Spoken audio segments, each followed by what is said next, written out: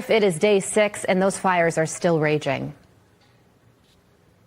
Almost a week, Carly. The fires rage. The winds, as you mentioned, are expected to rise. I'll get to that in a minute. And sadly, that death toll reaching 24, perhaps expected to climb again, according to officials. But let me just show you, Carly, where we are in Malibu. You can see what was once an iconic landscape of houses along the Pacific Coast Highway, now a devastated landscape of charred destruction. You see this burned out Mercedes here in what was once homes and businesses here along the highway. The fires, literally, the Palisade Fire came and roared as far as it could, burned everything in its path until it got to the Pacific Ocean. And it comes as we're seeing more looters going into areas like this and being arrested. 4 more looters have been arrested, bringing the total now to 39. The LA County Sheriff Robert Luna talking about the kind of things they're seeing in these areas. Listen.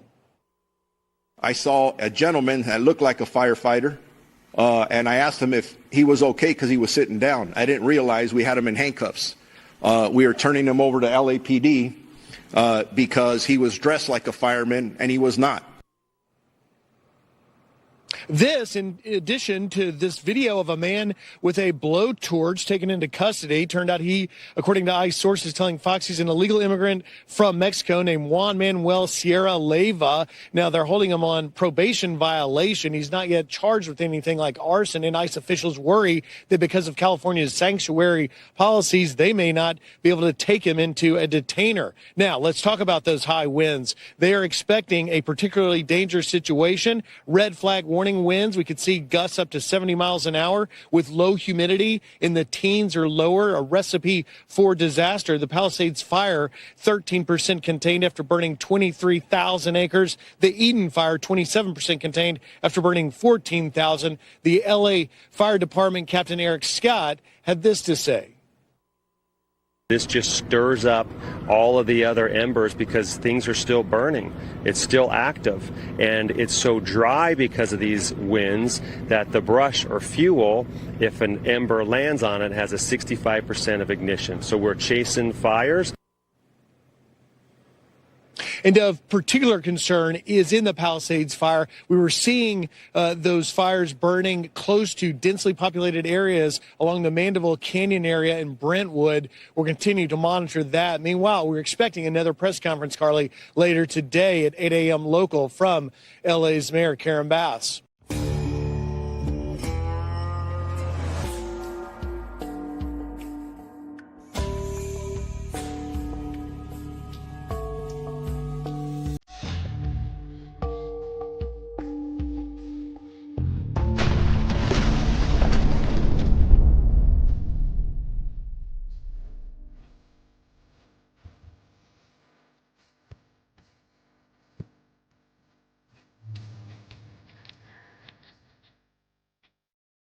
Good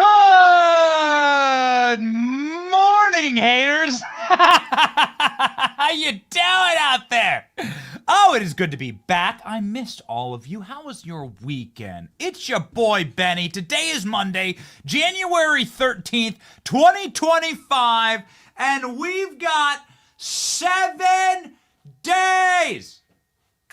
7 days before Donald Trump is inaugurated President of the United States of America. Ladies and gentlemen, we're gonna make the map real. Ooh, and I am ready to rock today. Moving trucks have swarmed the White House. We have exclusive footage for you as Melania Trump roasts Barack Obama and Joe Biden on her way in and their way out. Also, we have updates on the wildfires in California. What did we tell you last week? We said this is arson. We said they're going to try and blame this on global warming to get more money for green energy or whatever garbage experience. Nope, this is arson. And now we have it confirmed. Not only arson, but arson from criminal aliens who should not even be here. $50 billion in damage, 24 lives lost. And ladies and gentlemen, we are going to talk about how we stop this from ever happening again. The Washington, D.C. confirmation hearings for Donald Trump's cabinet starts tomorrow. And we're going to go through all of the scheduling as well And we're going to be talking to some senators who will be chairing committees that will be getting Donald Trump appointees through the Senate, including Senator Tom Cotton, live on this show. Congressman Corey Mills will also join the show. He's from Florida. He's a friend of the program, and many are speculating that he might be in the Senate soon. We'll see. We'll ask him about that.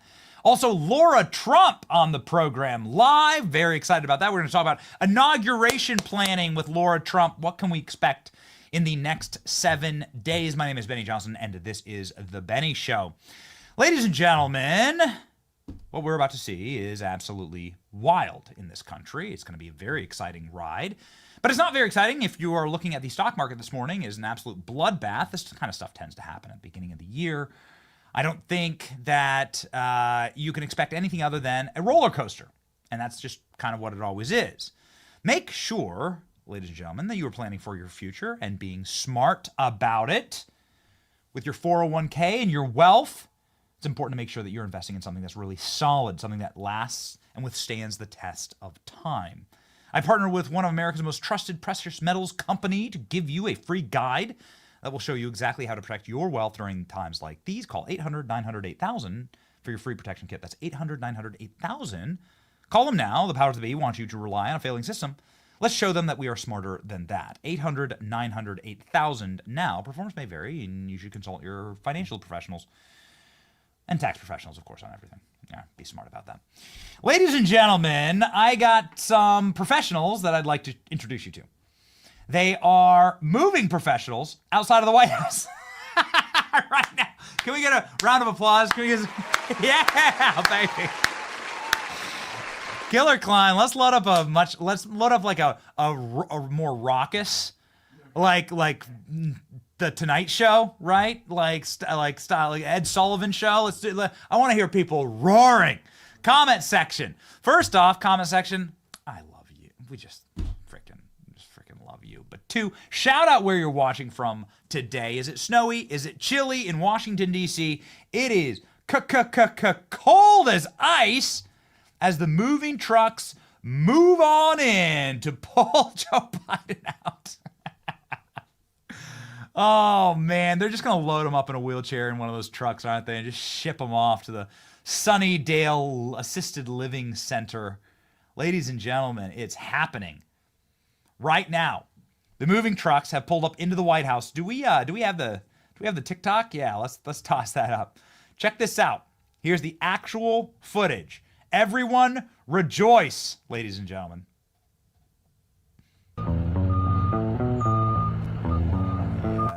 Yes.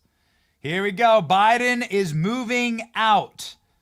This filmed from the press dais outside of the White House where people do, they call them stand-ups out there. And who will you be seeing in that location? Oh, man. You're going to be seeing very soon Alina Habba standing right there in front of the White House doing press and media hits. Biden is moving on out. Oh, yeah. Oh, it's just glorious to see. And we have some more things to add to the gloriousness of this moment. Ladies and gentlemen, while the moving truck is going viral, somebody else is going viral talking about moving into the White House, and it is dear Melania. Melania, who doesn't do a lot of media. Melania is a very private person, obviously. We know some people very close to her, and she just obviously enjoys and appreciates her privacy.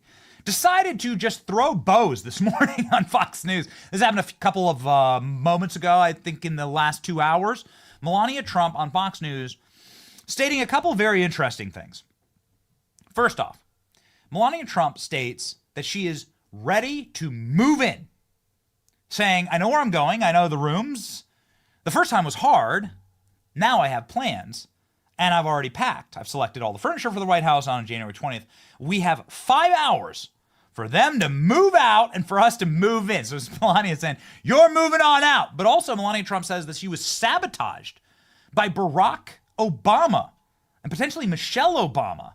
Could this be why Michelle Obama didn't attend the funeral last week? Well, yes, according to all available reporting. Melania Trump saying that the Obamas sabotaged her on the way into the White House in 2016. Technically, 2017 would have been the year that they moved in, January 2017. Melania saying, that ain't happening this time, baby. We know these parts. Let's go. Thank you for having me. It's an exciting time. It is. We were thrilled to hear that this was coming out. I want to know details, why you decided to do this, and what will it be like? Well, the book was such a success, and I'm very proud, and I get so many messages and letters how they enjoy the book, and they would love, my fans and people would love to hear more from me. So I had an idea to make a movie, to make a film about my life. My life is incredible. It's incredibly busy. And I told my agent, I have this idea, so please, go out and make a deal for me. We started the production in November, and we are shooting right now, so it's a day-to-day life. What I'm doing, what kind of responsibilities I have. People, they don't really know, and they will see it. It's day to day, from transition team to moving to the White House, packing, establishing my team, the First Lady office, moving into the White House, what it takes to make the residence your home, to hire the people that you need. So it's a snapshot of what it takes to move back into the White House. I don't think a First Lady has ever done this. Not that I know, of course. Behind the scenes, what is it like when you're moving back in the White House? What's different this time? The difference is I know where I will be going. I know the rooms where we will be living. I know the process. The first time was challenging. We didn't have much of the information. The information was upheld for us from previous administration. But this time I have everything. I have the plans. I could move in. I already packed. I already selected the furniture that needs to go in. So it's very different transition this time, second time around. Will you decorate it exactly like it was before, or are you making changes? A little bit of changes, not much. How have the Bidens been? Have they been accommodating, and are they still living there? They're still living there, and they will be out on January 20. So what happened is on January 20, the transition team has only 5 hours to move Biden's out and to move us in. So everything needs to be planned to the minute. They sabotaged us on the way in, says Melania Trump. Maybe this is why Melania looked like this when she had to sit next to Barack Obama this past week. Ladies and gentlemen, lip readers said that Trump and Obama were trying to find a quiet place to meet and talk about something very important. Now, we covered this live, and we thought this was very, very interesting. The two look like old pals. However, Melania, Ice Queen, and she has every single right to be. Listen, I got a wife. I got kids.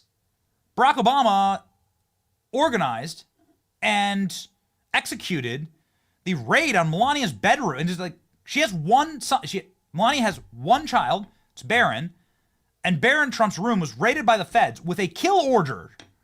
Moms, how would you react to that?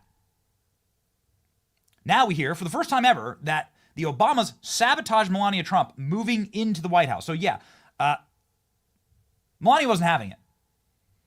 Melania wasn't having any of this. Now, Trump has to be magnanimous. Trump's the guy who's actually on the ticket. He has to be, the magnanimity of Trump is obviously legendary. Everybody who's in his orbit tells us he's in a very, very good mood right now. He's in a deal-making mood. He's somebody who wants to build as many bridges as possible. And so I've said, on the whole, this is a very, very net positive. But Melania, ooh, man, she wasn't having it. Michelle skipped entirely. Michelle did not attend the funeral.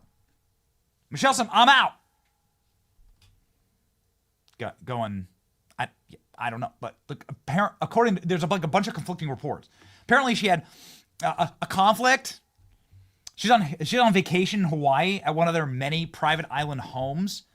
Michelle Obama, somebody who regularly lectures us from the DNC stage about Americans who have too much, she's extended her vacation in Hawaii in order to miss this. And we know exactly why. I just don't believe the lies. We're not stupid. Michelle Obama didn't want to face Melania Trump and didn't want to face Donald Trump and sent Barack to go do that job. But that job seemed a bit of a shock to all of us. Not only is Melania sitting here saying, I am prepared to move in and I'm prepared to move them out, which for Melania is a lot of talking smack, honestly. But also President Trump was up with a video this past weekend showing what actually happened in the conversation with Barack Obama. Now, not only did President Trump post this to his 8.5 million subs on Truth Social, but President Trump's spokesperson, Dan Scavino, also posted this. It's very interesting. Hey, Alex, can you grab me that tweet? Because Dan Scavino had a great caption there. What this is it's AI AI reading lips and effectively sneaking into the conversation and explaining what's actually happening, like filling in the gaps. The best that we've gotten from this conversation is, of course, right here, this article in the New York Post, where they consulted a professional lip reader named Jeremy Freeman, who said that he's a forensic lip reader, and he said that they need to find a quiet place to discuss a matter of importance. But apparently, we now know what joke was being told here. And I just think this is too delicious to not spend at least just a moment on. President Trump posting this yesterday. Here's the video, and this is a joke that would probably cause Obama to belly laugh like this. Please enjoy. Here we go. Well, Mr. President. For a second time. Barack, very nice to see you. Congratulations. So how you doing? I'm a lot better, Dad. Yeah, I bet. Knew you'd win. Oh, really? Well, come on. Anyone could beat her. Kidding She's me? just... I was just as appalled. You know what happened? You just didn't want to leave. I know. Is what happened. I did what I could to help her. She was horrendous. I know. You know what I realized? Hillary still hates me. So much. I know. She'll never forget me.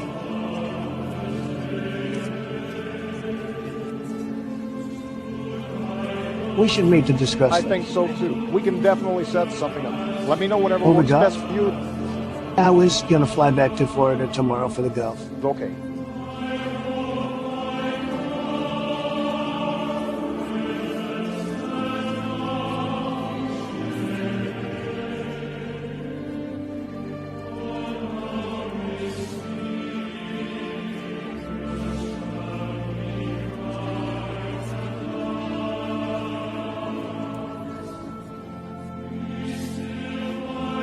Kamala. This is my favorite part of the entire day. Here's Kamala Harris Did you see that? looking back at them. She won't even look at me. Really? I was told some of her people. Apparently they said she fell off the wagon. I think she actually may have. Sure. And also, she's not really built for this. Amount pressure, if you're not built for it, will do it. Whoo! We put up that Scavino tweet. You can feel the love. It's from Donald Trump's digital voice online. This is like the Dan Scavino. If you don't know Dan Scavino, is like the literal digital voice of Donald Trump. So here we go. Is this what was happening? I mean, it sure does seem to match up to me as I'm seeing it. Are they ragging on Hillary and on Kamala? Like ripping them to pieces? Barack Obama saying, I knew you'd win. Joe Biden just didn't drop out fast enough. It sure seems logical to me. Kamala Harris hates Barack Obama. I mean, there's certainly like chilly receptions there. Why would Kamala Harris hate Barack Obama? And Barack Obama did everything he possibly could to like help her. She's like the final boss of DEI hires. There was just no way to make that case. And then Donald Trump invites Obama to go golfing with him? Do you golf? You want to come golfing with me? Dude, if that doesn't give you insight into the state that Donald Trump is in right now, and again, the Christian magnanimity of this, the Christian virtue of forgiveness and empathy and resolve to move past things. It's like amazing what's on display. Even if this isn't precisely what they said, and I think that this probably tracks really closely, all we can say is that Trump posted it, and so did Scavino. So it's got to be close to what they said. It's got to be close. Well, ladies and gentlemen, it's very, very interesting times. Will we see Barack Obama playing golf with Donald Trump soon? Has Barack Obama bent the knee? Is he going to be the first president to say, nope, you know what? Enough of this sabotage. I'm just going to go work with the guy. Like, the guy's got the power. He's got the popular vote, obviously. All 7 swing states. And the way the electoral map's working, we're not going to win for another generation. And I've said the math before many times in the program, but consider your future, ladies and gentlemen, and how wonderful it is. When the votes are reallocated across the country for the census, Texas and Florida will be getting so many more votes, and there'll be so many new House seats moving to dark red states that Republicans won't need to win the blue wall, as it's called. Wisconsin, Minnesota, Michigan, Pennsylvania. Republicans won't even need to win it. So is Barack Obama just like reading the tea leaves and saying, no, actually, Donald Trump is the de facto leader of the most powerful political movement in world history? Certainly in this country. Maybe. Just because we can't help ourselves, there is one more meme that we have to play for you, ladies and gentlemen. Possibly less accurate. My producers are telling me in my ear that this meme might have been manipulated. And so to warn you that this is potentially manipulated media. But I think that it might have gone down this way. Well, let's see. All right. I missed that. Also good. AI site.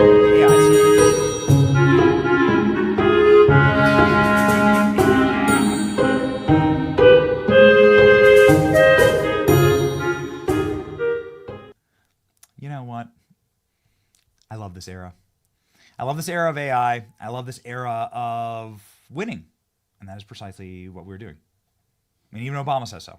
Even if Melania keeps the cold shoulder. That's okay, because Melania has a $40 million license agreement with Amazon. So Melania Trump is getting paid, man. What is it? It's a Melania Trump documentary. Amazon will pay $40 million simply to license. They don't own it. They're just licensing it. Melania owns it. A new documentary on Melania Trump. Melania Trump will serve as executive producer on the film. The incoming First Lady is not expected to be in Washington full-time during her husband's second term. Amazon will shell out $40 million to license a documentary on Melania Trump. The price tag itself includes the film itself, smaller-scale theatrical run before being featured on Prime Video in a supplementary docuseries. Incredible. Melania Trump will be an executive producer. It will also feature Donald Trump. Both Disney and Paramount sought streaming rights to the Melania documentary. Apple and Netflix did not place bids for the documentary. Multiple sources told CNN in November that Melania Trump would like to split most of her time between New York and Florida while maintaining a presence at the White House during her husband's second term. I mean, that makes sense. Jeff Bezos recently met with Donald Trump. And out this morning, the Washington Post has had catastrophic page view collapse. The Washington Post has no more readers. It's gone from 22 million in 2021 down to 3 million readership for the Washington Post. What world are we? And Jenna Rubin got fired this morning. Jennifer Rubin, the sociopathic op-ed writer who truly has probably the most deranged of all Trump derangement syndrome variants. She's gone. So, ladies and gentlemen, let the good times roll. It's very interesting. Special Counsel Jack Smith resigned this weekend as well as Trump fights to block final report. Jack Smith didn't get any convictions. He didn't get any dates with Trump in court. He didn't get anything done at all. He just wrote a report And now even that report may well be blocked. Special counsel Jack Smith resigned from the Department of Justice over the weekend. President-elect Donald Trump and others continue efforts to block the release of Smith's final report because obviously this is just a massive squander of $50 million in taxpayer funds. Jack Smith's report has, of course, led to nothing. And I hope that he saves some of that $50 million because he's going to need it for his own attorney fees. As Jack Smith, hunters become the hunted. In the new Trump administration, what's that going to look like in the upcoming week, ladies and gentlemen? As you know, my wife and I are expecting our fourth child any day now. The call could literally come live on the show. And so, will we be going to the inauguration? I don't know. I'm not sure. Depends on when the baby comes, how healthy it is, how my wife's feeling. I'm not sure. I don't know. But this lineup is making me very jealous right now. So on Saturday, there's going to be a president's reception and fireworks at Trump Sterling. This is a golf course in Virginia. And then he's going to have a cabinet reception and vice president's dinner. Trump's going to be at the Arlington National Cemetery laying a Tomb of the Unknown Soldier wreath at that tomb on Saturday. On Sunday, January 19th. Make America Great Again victory rally, Donald Trump. We will certainly be covering that.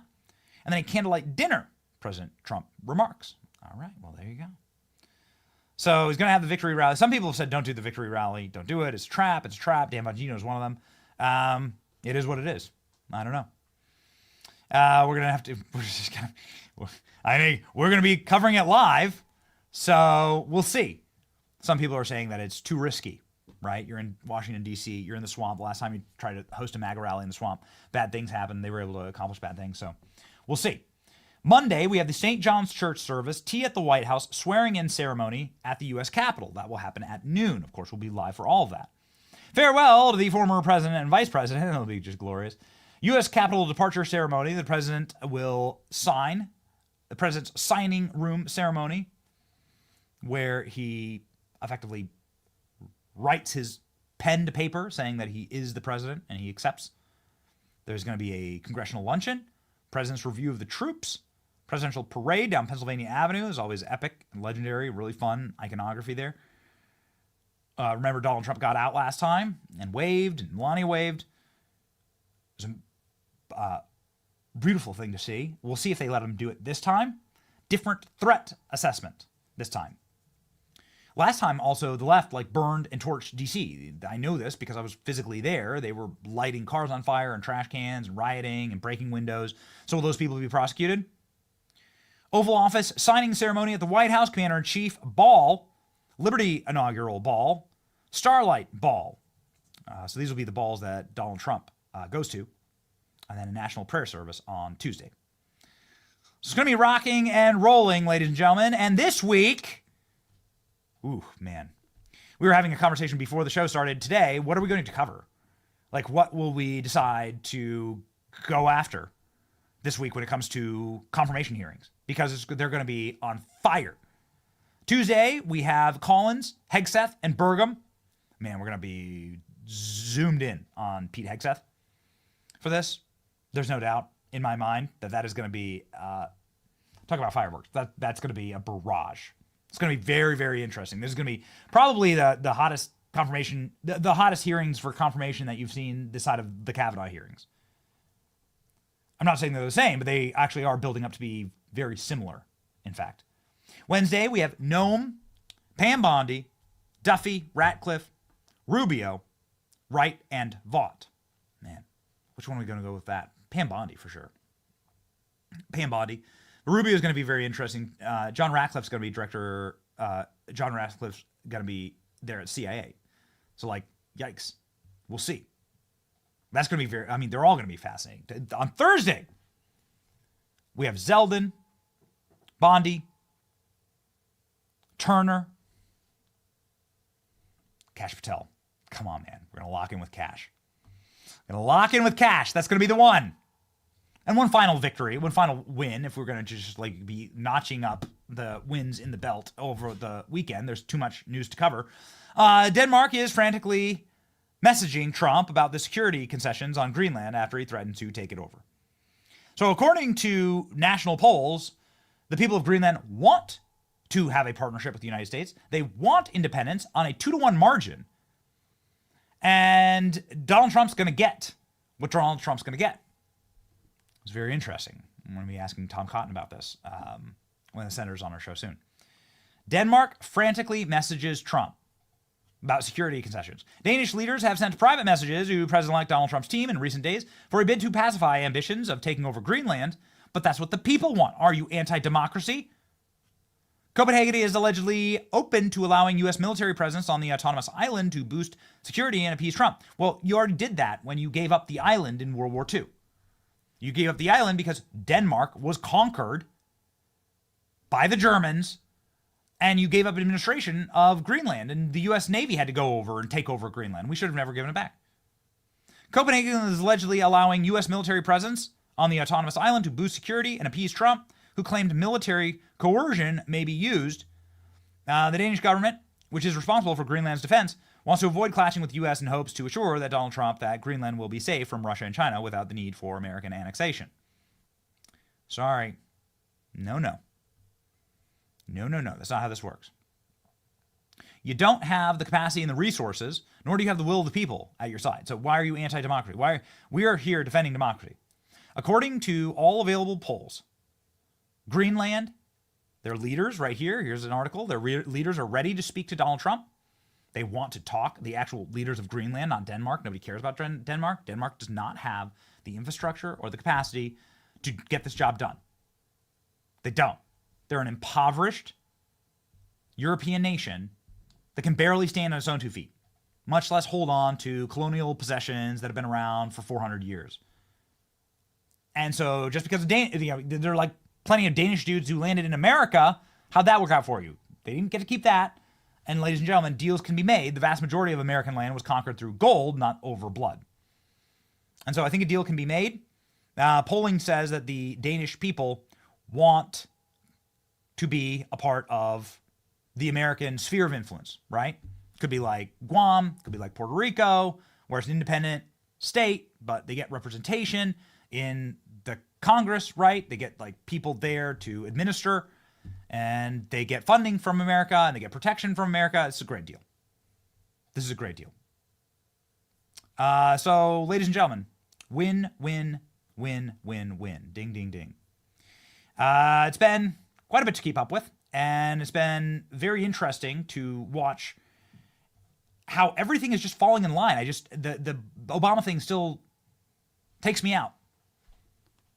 How do you go from Barack Obama running a massive 17 intel agencies op to raid Mar-a-Lago, put literal troops inside of Mar-a-Lago? How do you run that to this? Man. The wins. Trump said you're going to get sick of winning. This is what he said.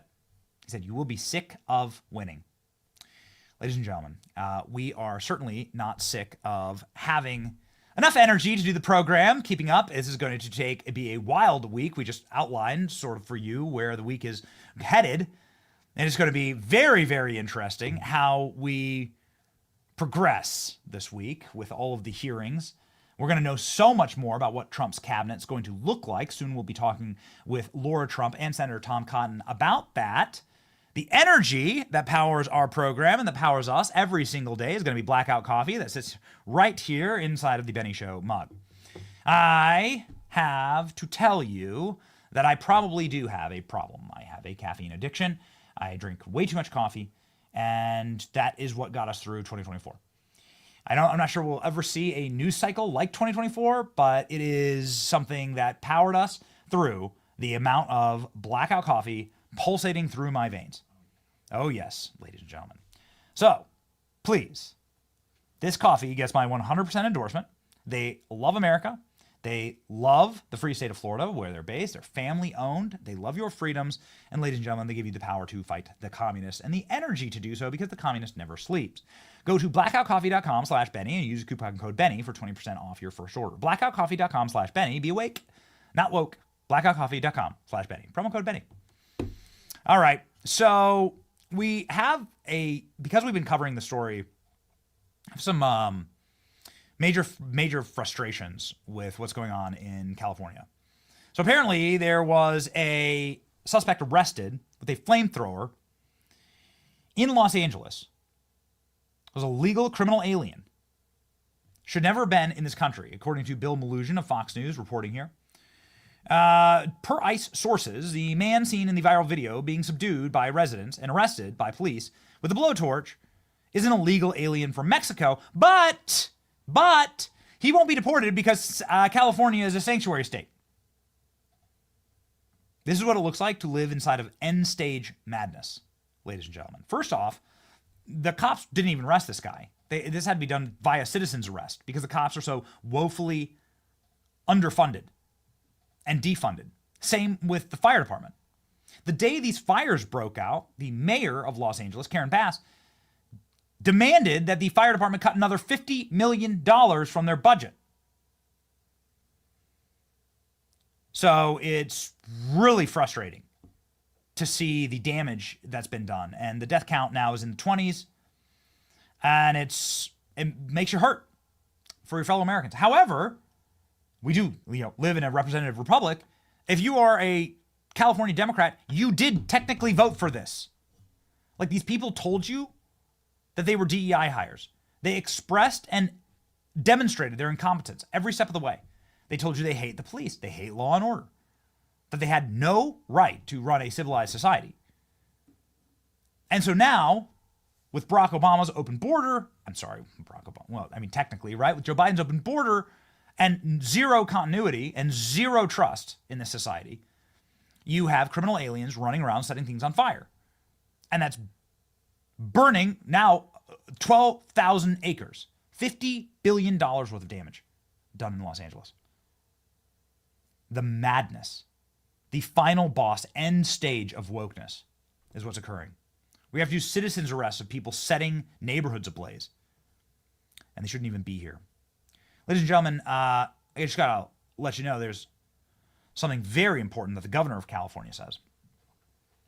The real problem in all of this is not the fact that there are no qualified firefighters, or there's no water in the hydrants, or that there are no funding for any of our firefighting individuals. It's not that the reservoirs were dry. Did you know that? They actually emptied a reservoir for repairs during high fire season. That holds hundreds of millions of gallons of water. That's why there's no pressure in the fire hydrants. They figured it out. What genius decided to do that? Karen Bass, the mayor of Los Angeles, she was in Ghana. She was in Africa when all this happened. In high fire season, during all of the fire warnings. She's in Africa. Who's making these decisions? No, ladies and gentlemen. These aren't the problems that Gavin Newsom has declared the major issue. Gavin Newsom is saying the real issue here in California is misinformation. Here we go. Together. President-elect Trump has blamed you for this crisis. He called you incompetent. What's your response? Well, I called for him to come out, take a look for himself. We want to do it in the spirit of an open hand, not a closed fist. He's the president-elect. I respect the office. We have a president of the United States that within 36 hours provided a major disaster declaration over a text. We had support from the president of the United States, Joe Biden, with 100% reimbursement, all the resources you could hope for or imagine, constant communication. I'd like to extend that to the president-elect. I don't know what he's referring to when he talks about the Delta smelt in reservoirs. The reservoirs are completely full, the state reservoirs here in Southern California. That misinformation, I don't think advantages or aids any of us. Responding to Donald Trump's insults, we would spend another month. I'm very familiar with them. Every elected official that he disagrees with, very familiar with them. We do know, though, from reporting here locally that one reservoir that serves the Palisades was not full. And that's exactly what triggered my desire to get the investigation, to understand what was happening with that local reservoir. That was not a state system reservoir, which the president-elect was referring to as it relates to the Delta and somehow connecting the Delta smelt to this fire, which is inexcusable because it's inaccurate, also incomprehensible to anyone that understands water policy in the state. It's misinformation. There's no water in our fire hydrants, but it's misinformation that is the bad guy in all this. This is the greatest red pill moment in the history of California. We're actually quite excited to see this. We have a number of friends and people who live in California who are deeply disturbed by all of this and are noticing major political changes in their neighborhoods, in their left-wing neighborhoods, and wait till these people try and rebuild their houses. Wait till they try and go through permitting process. Wait till they try and get through the Coastal Commission and get their homes back. These places will be devastated for so long, and these people will be absolutely black-pilled, then red-pilled. And we're very much looking forward to that. So finally, ladies and gentlemen, and then we'll be speaking with Lara Trump, our Salt That Lib of the day. Why not? Perfect clip heading in. Somebody who has never delivered misinformation on this program is Lara Trump. She'll be joining us in just a moment. But somebody who did nothing but misinformation was Jen Psaki. She now has a show at MSNBC. The ratings have tanked and cratered. It's potentially being sold for auction. That's a real thing. I mean, it's a real thing that Elon Musk might buy MSNBC. That MSNBC is currently being sold right now by Comcast. That every single talent at MSNBC had to take a pay cut. Jen Psaki following up. Notice how Democrats, they always collude on their talking points. Following up that the real enemy, the real criminal in all this is misinformation. Please, ladies and gentlemen, let's salt that lid.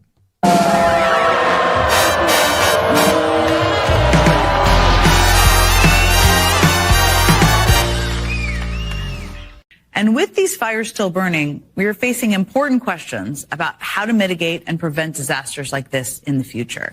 Fact is, leaders will need to confront a very complicated and challenging reality moving forward. But right now, that is not exactly what is happening. Instead, Donald Trump and his allies are injecting half-truths, misinformation, and flat-out lies in some cases in order to score a version of political points, I suppose. We saw something similar play out just this past October in the aftermath of Hurricanes Helene and Milton, when Trump repeatedly lied about FEMA spending disaster relief funds on migrants, which didn't happen. Also baselessly claiming that the Biden administration was absent and incompetent in delivering aid, despite what elected officials of both parties on the ground said. Those lies were then spread and amplified by the richest man in the world on the social media site that he owns. So I guess none of us should have been shocked this week when Elon Musk posted that the Los Angeles Fire Department prioritized DEI over saving lives and homes. That's an exact quote. That appeared to be a disgusting dig at the city's fire chief, Kristen Crowley, who has served in the department for decades, rising through the ranks to become the first female and LGBTQ fire chief in LA's history. Musk also amplified a post this week from conspiracy theorist Alex Jones. Yes, that guy. He's still around. Alex Jones wrote that Los Angeles fires are part of a larger globalist plot to wage economic warfare and deindustrialize the United States before triggering total collapse. I mean, not sure that guy's okay. Musk responded to that post by writing, true. Yes, just to repeat here, that's just the richest man in the world and the best friend of the incoming president confirming to his 200 million followers that he thinks the devastating wildfires are a part of a globalist plot. And so now we're back in this vicious cycle where Trump and his new bestie push lies about a natural disaster, and then right-wing media runs with them. Weird, I didn't hear her say anything about the criminal aliens that are setting the fires. Maybe you can cover that in the next monologue, Jen. You can circle back to it. Ladies and gentlemen, we're so very excited to be circling right back to the great Lara Trump, who joins our program live right now.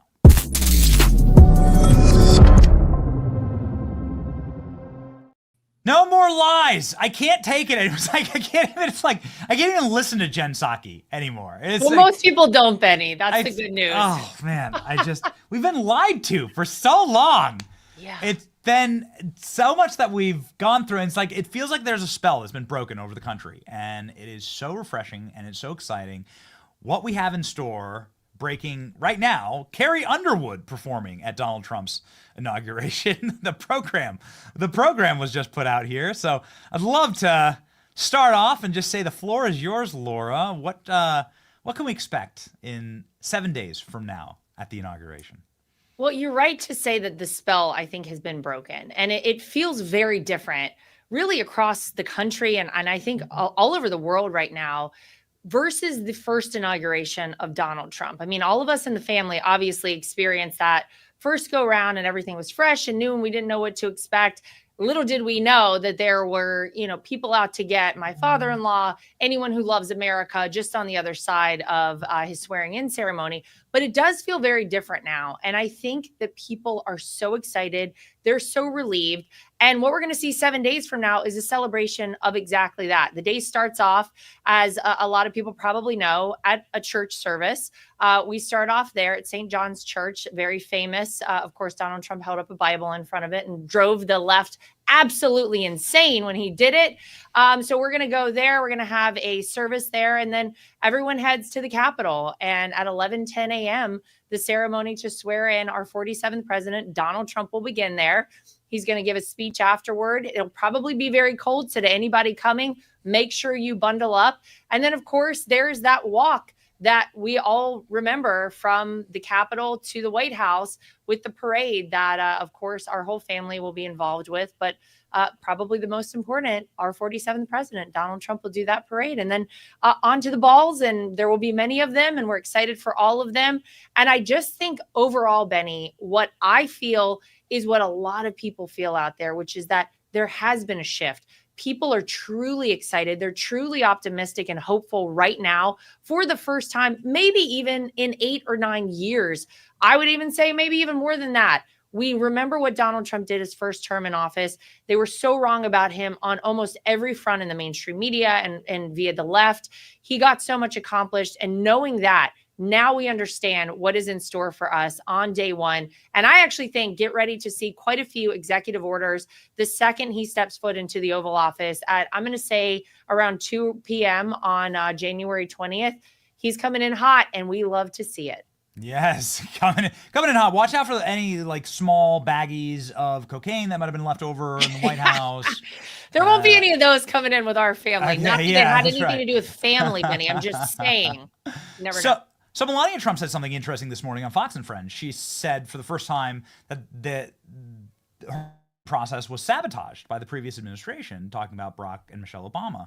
And do you have any insights into that? I mean, other than, of course, spying on your father-in-law and so on, but we haven't heard this side of it. Melania Trump saying she's very ready to move in. They have 5 hours to move out. We have 5 hours to move in. She's picked it all out, but that this was sabotaged by the previous admin. Can you unpack that for us? Yeah, I mean, spying on someone will do it every single time. That obviously is a big problem. But, outside of that, I just generally think that the naivete that so many of us in the family, not the least of which, of course, was Donald Trump himself and our First Lady Melania, going into being president for the first time and being in the White House for the first time and being involved in politics for the first time, I do kind of think that there were people taking advantage of that to a certain extent. And I don't know specifically what Melania is referencing, but I can imagine that it's a lot easier to make that transition to this very public role, to having to move your entire life in front of the world, basically, when you have a little, give from the previous administration and the previous tenants of the White House, and maybe a little hand-in-hand talk with you and telling you what to expect. And I don't think there was very much of that previously. Obviously, this time is very different. They were there for 4 years before. They understand the ropes. They understand how it works now, maybe better than anybody, given everything that they went through. But I know they're ready to get back in there. They're ready to do the job that the American people sent Donald Trump there to do. And exciting 4 years ahead of us. I can't wait. Yeah, we saw your father-in-law laughing with Barack Obama and cracking jokes. I mean, causing Barack Obama to belly laugh. Donald Trump posted a AI version of what he might have been saying this past weekend. Any insights into what was going on between these two? Well, he said that they got along well. And I mean, this is the thing. First of all, let's just take this in a couple of instances. Number one, it shows you how phony all these people on the left who are screaming from the rooftops that Donald Trump is a threat to democracy and this evil dictator actually were. They were all phony the whole time, Benny. And so if you ever wondered whether or not you could trust anything they said, here you go. Barack Obama sitting by the guy who he claims is going to destroy our country and the world and yakking it up a little bit. Maybe there's a little disconnect with what he was telling the American people. But I'll go a step further and I'll say that this is the Donald Trump that I know. This is the Donald Trump they tried to hide from so many people in this country. This is a guy who can figure out how to deal with anybody. He might not need to be best friends with you, but he can sit down with you. He can figure things out. Don't forget, this man was a negotiator in boardrooms, the biggest boardrooms in the world in some instances, before he ran for politics. And you have to keep that in mind. He understands people. He reads people. He knows how to deal with them.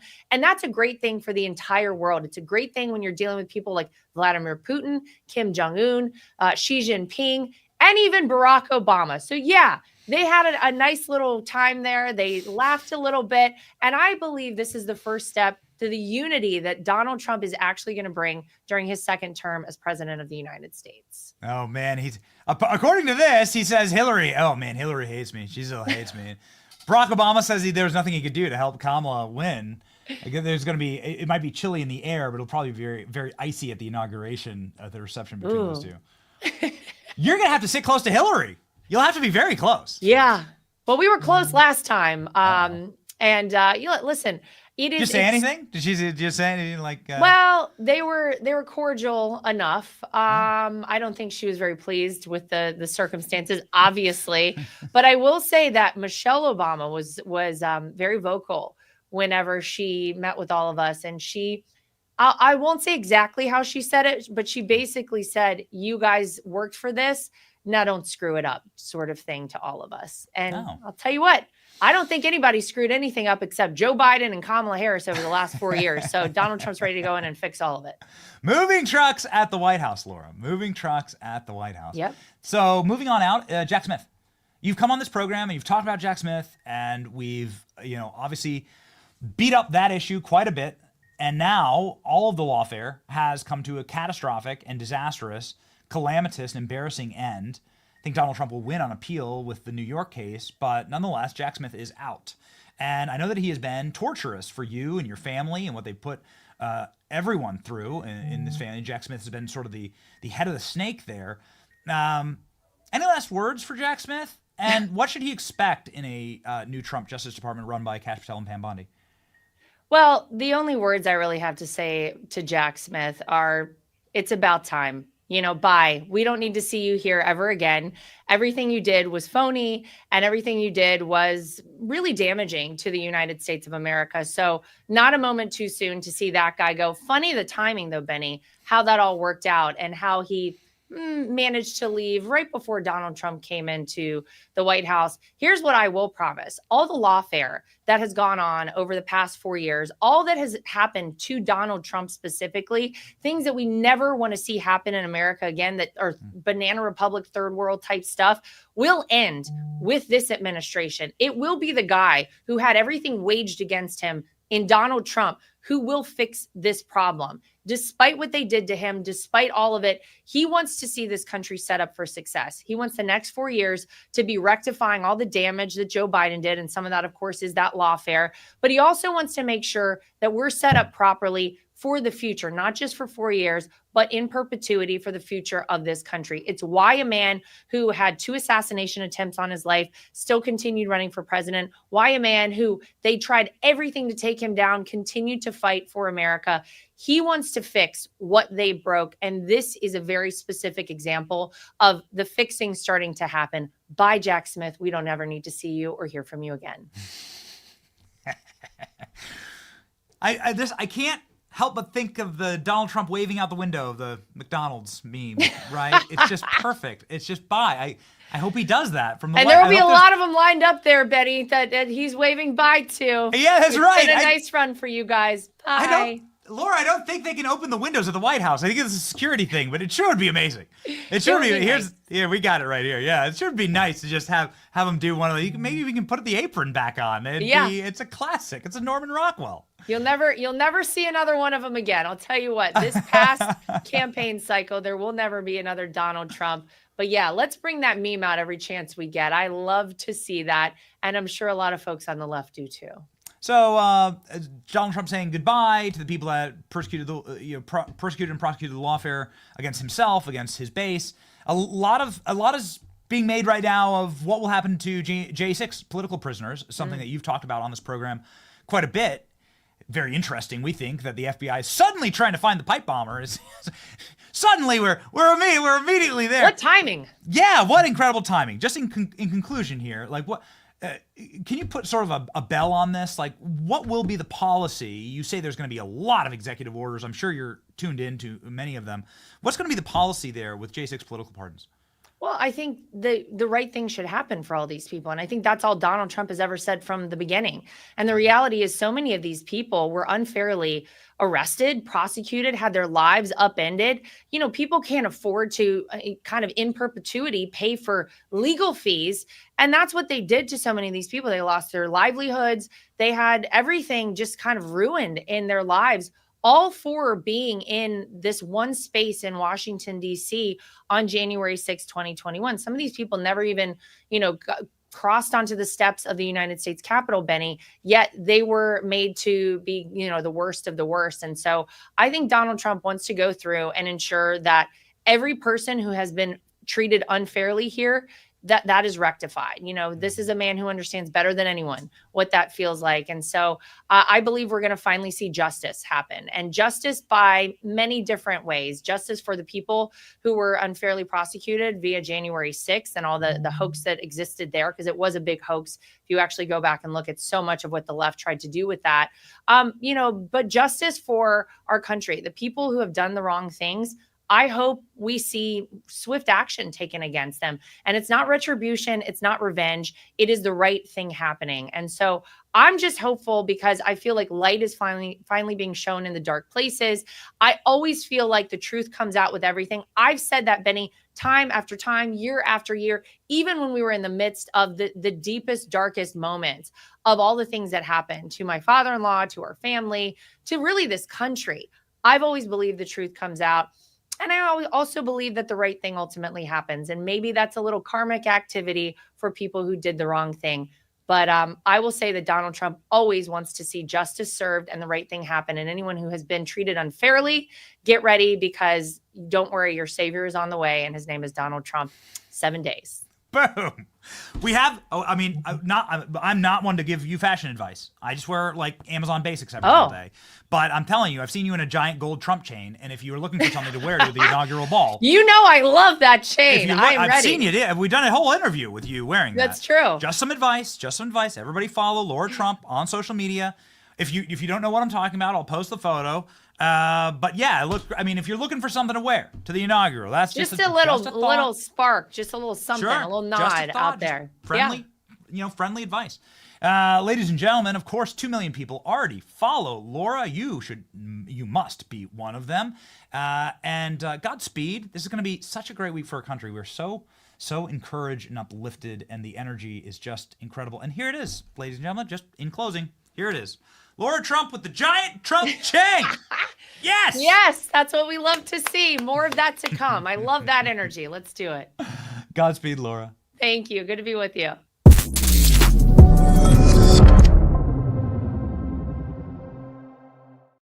Didn't get a chance to actually talk through this, but here we go. The official program for the inauguration is out, ladies and gentlemen. Here we go.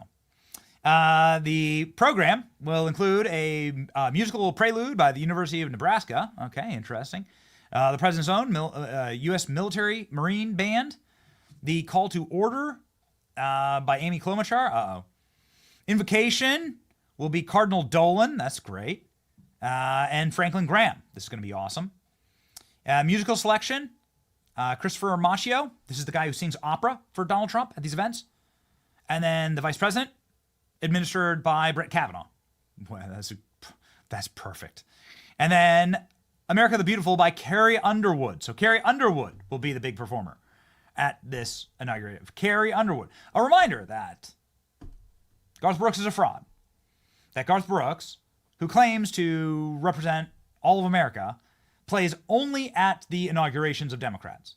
Garth Brooks, of course, wobbled on up there and sang for Barack Obama, sang for Bill Clinton, sang for Joe Biden, to that creepy, empty, like militant inauguration that he had. Oh man, it was the creepiest thing ever. Can we have an aerial? Can you give me an aerial photo of what Joe Biden's inauguration looked like? I get it. It was during COVID, but this is it's dystopian. I really like it's dystopian. It's so weird. There was just no one there. It was like it's actually a perfect iconography for the Joe Biden presidency. Zero actual support, zero people in attendance, zero energy, zero legitimacy. There you go. All right. Well, that's ooh man, AL. Is that the same one that ALX just sent? The wide one looks crazy. Look at this. Look at this, man. This is just whoa. I was there on that day. I wasn't in attendance, of course, but I was in DC, and that was just a dark day, man. It was a dark day. It was freezing cold. It was frigid. No snow. At least the snow is beautiful. Like the snow is pretty. Like it's freezing cold. It was darkness. It was like a military hostile takeover of the entire city. It's like a military junta. It is a coup d'etat against the legitimate leader, and they had the military to install an illegitimate leader, and this is what you get. Is that literally the number of people that showed up? And there's like a bunch of empty seats there. Perhaps this is taken like early, but I don't know if this is like during Joe Biden like giving his speech. Can you imagine like having to give a speech to this? This is mad. This is like just giant empty field. And then the media, of course, the media are there it is. Okay, so there's literally Joe Biden standing there, walking out. So there's no one there. There's more people at your high school reunion. There's more people waiting in line at Chick-fil-A right now for a biscuit. Oh, it's creepy. Don't want to see it. I want to see millions of people there for President Trump. And I'd like to be one of them, but we're going to see. We're going to see how it works out. With the birth of, you're not a good man if you miss the birth of your child. Okay, so yeah, so it's like we're just gonna that's my take on this, and so we're just gonna lock it in. So then we have Carrie Underwood who sings President Oath of Office Donald Trump. Justice John Roberts will be administering that. Of course, he's the Chief Justice, so this is his right. Battle Hymn of the Republic by the United States Naval Academy. Inaugural address by President of the United States. And then benediction by Rabbi Ari Bremen, Imam Hussam al-Husseini, Pastor Lorenzo Swell, I don't know these people, the Reverend Father Frank Mann, Roman Diocese of New York, and then the national anthem, again, by Christopher Macchio, who is the kick-ass Italian opera singer, musician, who sings at Trump events. We saw him take the stage at Butler and come out with Trump and sing some odes. And Ave Maria was what he sang. But he sang also before with President Trump at various different events, and he's great. He's just great. You get chills listening to him.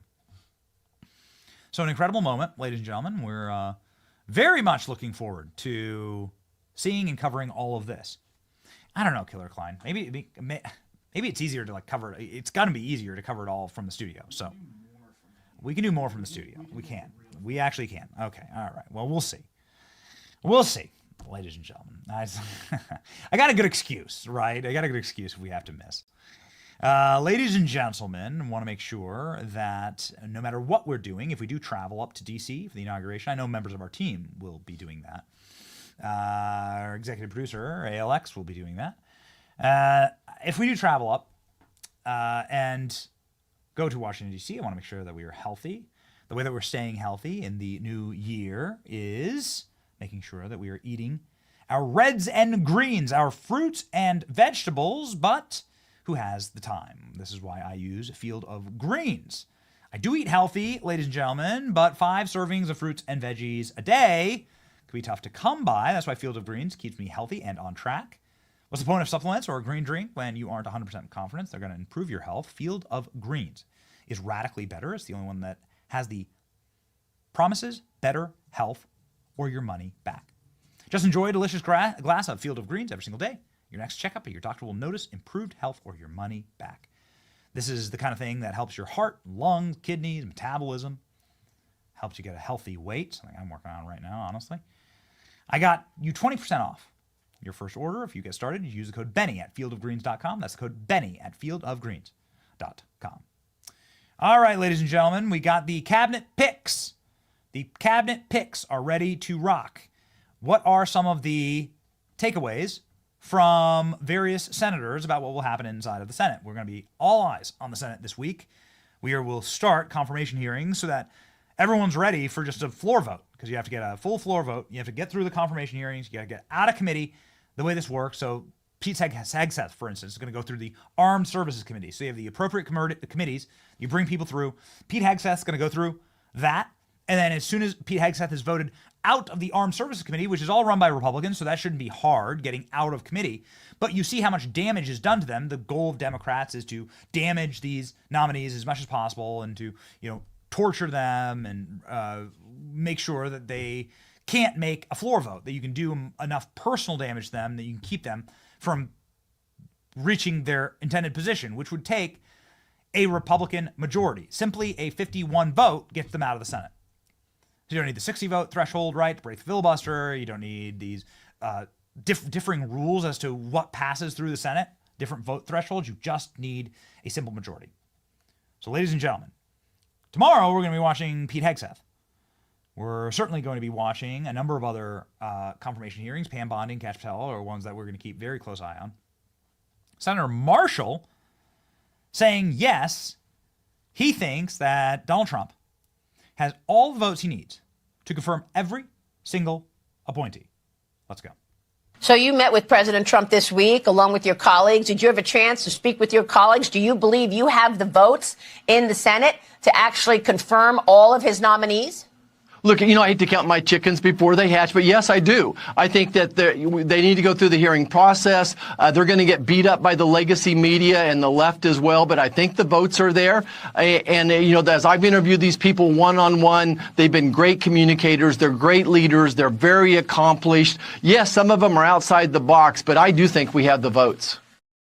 There we go, ladies and gentlemen. Senator Lankford, who we're not a big fan of. He's from Oklahoma. He also sponsored and wrote the bill about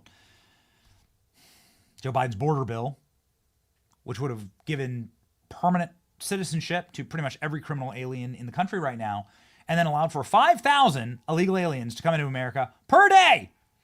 That's what your Republican majority was delivering to you over the slop that we got served over the last couple of years.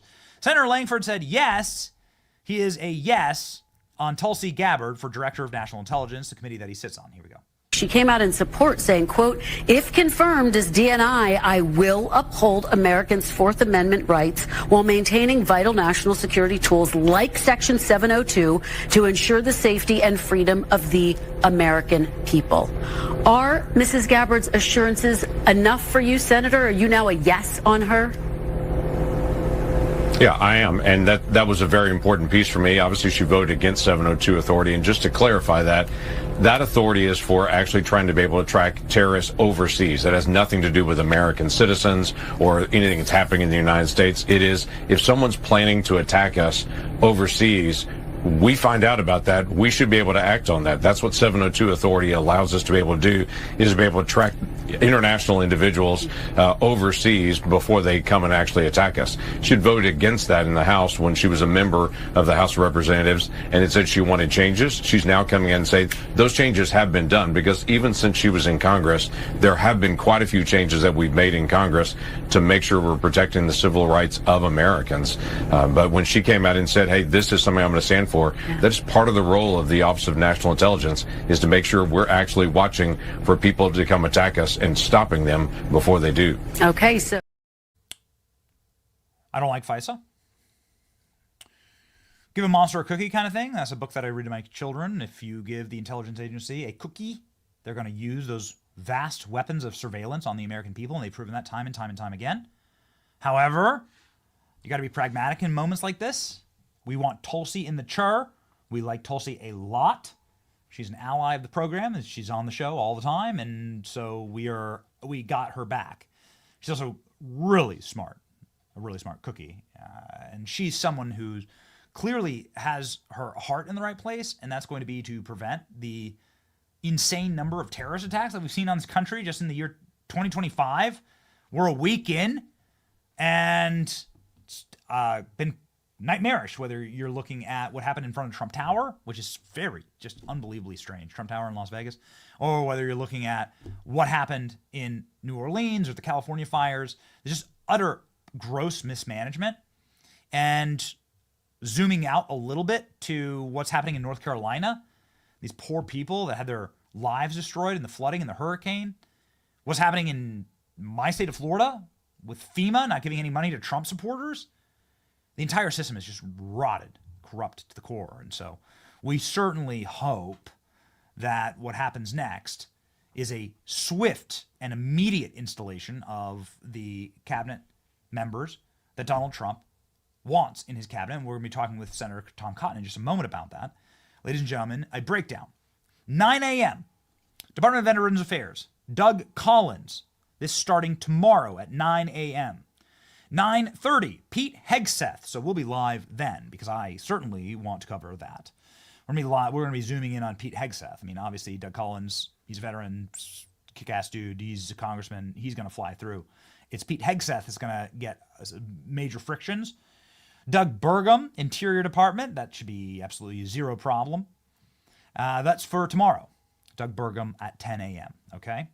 So we'll be doing the hearings live tomorrow. Chrissy Nome, Homeland Security Department, at 9 a.m. on Wednesday, 9:30. Pam Bondi, expect us to be live then at 9:30.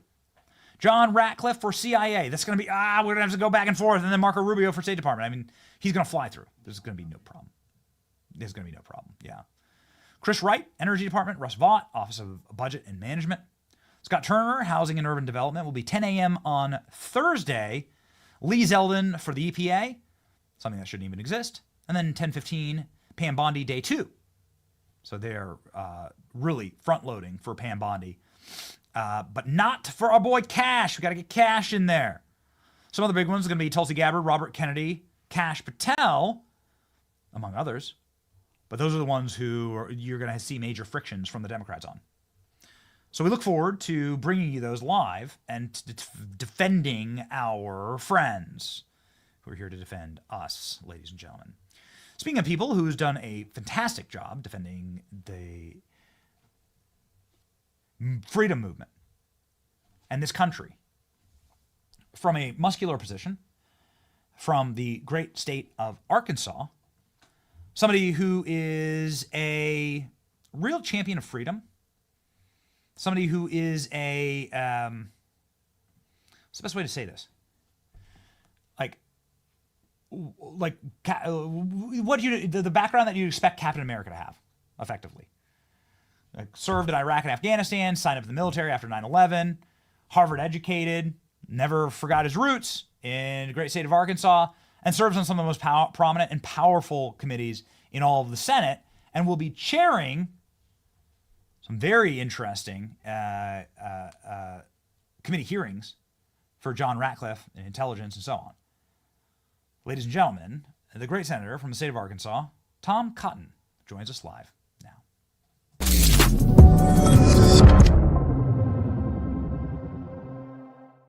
Senator, thank you so much for being on the program. Deeply appreciate your time. This is a very busy week for the Senate. I know you were on some critical committees like the Judiciary Committee and Armed Services Committee, Intelligence Committee. Pete Hegseth is a name that, of course, we have said many, many times on this program. It's a name who we consider a friend, an ally, and think you do an incredible job at SecDef as a Iraq and Afghanistan war veteran. The floor is yours. How's it going to go for Pete Hegseth as confirmation hearings start this week? Hey, Benny, it's good to be on with you, and thanks for having me. Happy New Year to you and to all of your viewers and listeners. I think Pete's had a very good run of about 6 or 8 weeks here of meetings with, I believe, almost every Republican senator, if not every Republican senator. Democrats are now starting to at least acknowledge that he's been the nominee and that he's likely to be confirmed, and sitting down and talking to him about their priorities. The hearing for Pete Hegseth is going to be tomorrow on Tuesday. I expect he's going to do well on that. I've talked to him throughout this process about the president's priorities, some of the things on which I've worked on the Armed Services Committee, about increasing the defense budgets, about building our Navy, getting manned 6th-generation fighters to counteract China, addressing our recruiting crisis, which is driven in part, in my opinion, by previous administrations focused on crazy, politically correct policies. So there's a lot of priorities that I expect Pete's going to address tomorrow. Obviously, he's going to come in for some withering fire from the Democrats, but I'm very confident that he'll be able to parry all of that. Somebody who actually knows what it's like to be under withering fire, right, is Pete Hegseth, and yourself. So. Well, that's right. And I think a lot of troops out on the front lines will probably be watching this tomorrow, and they're pretty excited to have someone who looks and sounds a little bit more like they do, as opposed to the typical Secretary of Defense, some of whom I respect and admire over the last 25 years, who've all been in their 60s or 70s, whereas Pete is going to be, someone who was fighting in our generation's wars, in Afghanistan, in Iraq, who understands what it's like to be a company grade officer at the platoon level out on the front lines. That's something that our troops haven't had in a very, very long time. And again, not to take anything away from some very capable and distinguished secretaries of defense who themselves have served in the military, but I think it just sends a different message for our troops on the front lines that you're going to have a secretary who knows what it's like to do what you're doing, not what it was like to do it in Vietnam or Korea or World War II, as troops have often perceived of past secretaries. Yeah, it's such a great point that you brought up, because there's plenty of Iraq and Afghanistan veterans that are still serving today. So it'd be nice to have somebody that represents them who fought in those battles and in those wars, because war, of course, changes so very, very quickly. Now, I know that you've written a new book on China and their military capabilities and the horrors of the tyranny state there in China. Many members of Congress actually have come on this program and have said that perhaps the drone activity was paramilitary and from China. And I know that this is a little bit out of the news cycle. Apparently the drones just disappeared all of a sudden. But I'm just really interested in your take on this, given that you sit on the Intelligence Committee and your background. Was this like a Chinese operation to flex military power over the United States? Well, Benny, what I can tell you is I don't really know much more than you know and your viewers and listeners know from what they've read in the news. And I think that's an indictment of the Biden administration, that as someone who's on the Armed Services Committee, who is now the chairman of the Intelligence Committee, they can't give even me an explanation for what was going on. I think it's a real failure of our intelligence community and the FBI not to be more forthcoming and to allow all these speculative theories to abound. The American people have a right to know these things, or at least to have confidence that the government is on top of matters. And I just don't think they are. This is a broader problem we have, though, with our intelligence communities, agencies under Joe Biden's administration. They just don't do a very good job of collecting intelligence anymore. I went into the Thanksgiving holiday with no clue that jihadi rebels were about to rampage across Syria and overthrow Assad. Whether you think that's a good thing or a bad thing, American policymakers need to know that, and the American people expect our intelligence agencies to do a better job. That's one thing that John Ratcliffe is going to focus on. I'm chairing his committee confirmation hearing on Wednesday, and I think he's going to talk a lot about the threat from China and how we need to do a better job of understanding the nature of that threat. And that's what I try to do in my new book, 7 Things You Can't Say About China, because China, it is so powerful. It is so deeply infiltrated American society. It threatens you with cancellation if you speak up against China. It has influence operations, government and business, on university campuses. I want to ring the alarm bell for the American people about, like you say, the astonishing military buildup that China has undertaken over the last 25 years, unrivaled really in the history of the world, or their aggressive actions towards America from an economic standpoint, from an espionage standpoint. And ultimately, there is a threat that China could win, which would be awful because, as you say, China is a monstrous tyranny, on par, if not worse, than anything that happened under Stalin or anyone else in charge of Soviet Russia.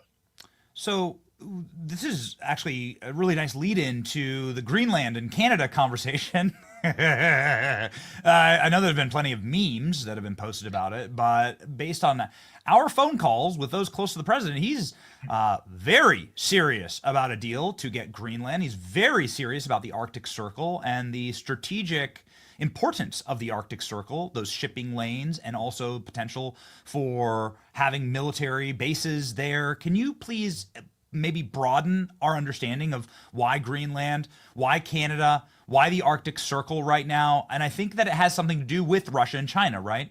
Yeah, sure, Benny. And in fact, I wrote an op-ed about this about 5 years ago in the New York Times when it first came up in the news. It's something that President Trump and I had discussed privately before it was reported. And obviously, he was portrayed, as the media often does, as crazy. And my point in that op-ed in the New York Times is that, once again, he was crazy like a fox. There's a reason why America has tried to obtain Greenland in the past. I think Harry Truman tried to obtain it when he was president. And that's because it is critical in many ways. It is vital for our national security. You know, it sits up there at the Arctic, where we have unique ability to have insight into what Russia and China might be doing through early warning radars and satellite systems.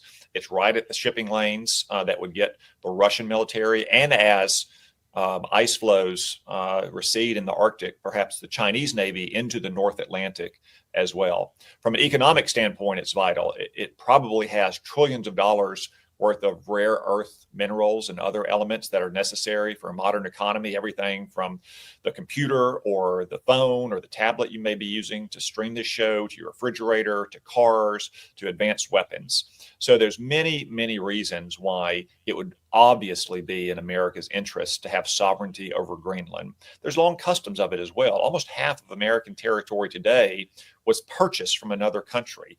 In fact, Woodrow Wilson, the patron saint of modern liberal progressives, entered into a deal with Denmark, which currently controls Greenland, to buy the Danish West Indies, what we now call the U.S. Virgin Islands. So there's precedent here. There's a strategic and economic rationale for it. This is something I've agreed with President Trump going back years that should happen, and hopefully it does happen. So you're very close to the president. He's incredibly serious about this. Yeah, as am I. And for the reason I just laid out, I think most Americans should be serious about it. It would be much better for American people's safety and prosperity for us to have sovereignty over Greenland. And for that matter, let's just be honest, it would probably be better for the 50,000 or so Greenlanders. Denmark, although a trusted ally and friend, is simply not large enough. It doesn't have the GDP. It doesn't have the government budget to properly support those Greenlanders with the kind of public services, schools, transportation, and economic development that they deserve. The United States does have that. Yes. So would this be a 51st state? Would this be a territory? How do you see this shaking out?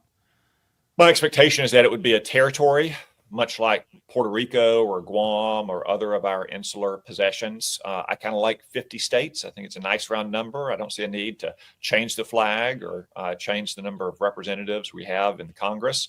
Also, 50,000 people is a pretty small number to create for a state. So I would expect, as it is with Denmark, if we were able to acquire sovereignty over Greenland, it would remain a territory along the lines of a country or an island like Guam, which again, we maintain control of after the war because of its strategic importance for maintaining peace in the Western Pacific.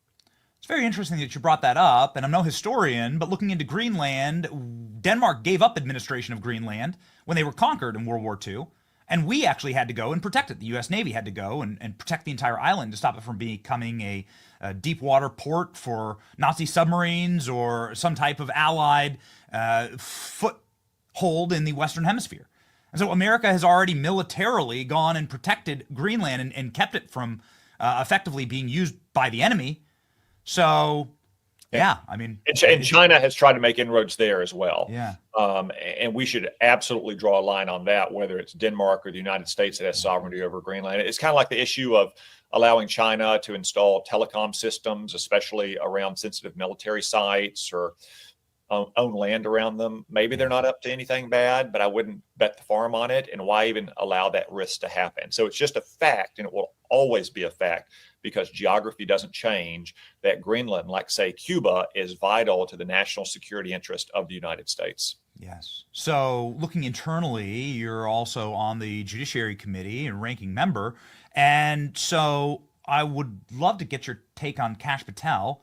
This is obviously something that's really important to our viewership, as Kash Patel is a longtime friend of the show and has been speaking so boldly on this program about the reforms needed at the FBI. I know that you've run into multiple brick walls in your efforts in reforming these agencies. And so Cash has got to be a breath of fresh air. Well, so first, Benny, let me correct you. As of January 3rd, I'm no longer on the Judiciary Committee. I'm now on the Energy and Natural Resources Committee. But that doesn't change the fact that what you just said is correct. Kash Patel is a breath of fresh air, someone who understands through long-standing experience the need for deep reforms at the FBI. Look, the Democrats confirmed people like Pete Buttigieg, who is a mayor of a town of barely 100,000 people, to be Secretary of Treasury. They confirmed rank ideologues like Deb Haaland to be Secretary of Interior, or Alejandro Mayorkas to be the Secretary of Homeland Security. All those people had fewer qualifications for those jobs than Kash Patel has to be the FBI director. He was a longtime aide on the House Intelligence Committee, on the National Security Council. Before that, he was both a federal prosecutor and a federal public defender, something Democrats used to celebrate when they were putting liberal ideologues on the federal courts who had been federal public defenders. And Kash understands that the FBI is in need of serious reforms at the headquarters level. Now, look, I know lots of FBI agents. I served with some in the military who went on to join the FBI. I know those who have passed through Arkansas over the course of their career. The rank and file out on their street are by and large dedicated patriots who want to do the work of the FBI to keep our country safe from criminals, safe from foreign intelligence threat, safe from terrorists. There's too many, though, at the headquarters who view themselves as some kind of Praetorian guard who are going to adjudicate political disputes or decide who should or should not hold power in this country. That's not their job. That's the job of the American people. Kash Patel understands all of these things. Once he has his hearing at the judiciary, I think he's going to make a very favorable impression on the American people. So Kash Patel will be confirmed. Is that your prediction?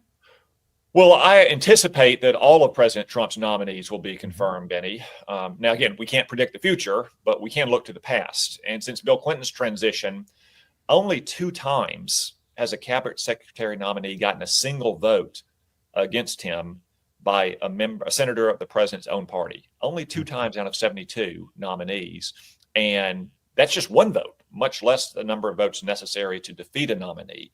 So again, we can't predict the future, but if the past is any indication, going back to Bill Clinton, George W. Bush, Barack Obama, Donald Trump's first term, now Joe Biden's term, we can anticipate that President Trump's nominees will be confirmed by a Republican Senate.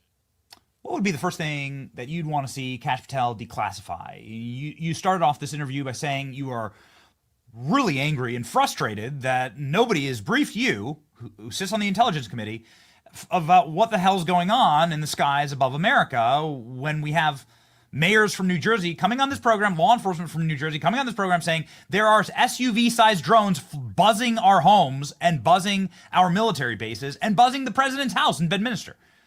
It seems like there's zero transparency in the Biden administration. And that leads to a lot of anxiety and it leads to a lot of frustration. I'm sure you're first in line. So what would you like to see Kash declassify first? I mean, what would be some of the first actions you'd like to see? Well, Benny, that's what you cited is an important issue that matters in the real world. I could give you a lot more than that, but I also think that there are some kind of threshold questions that the FBI needs to address to restore credibility and confidence.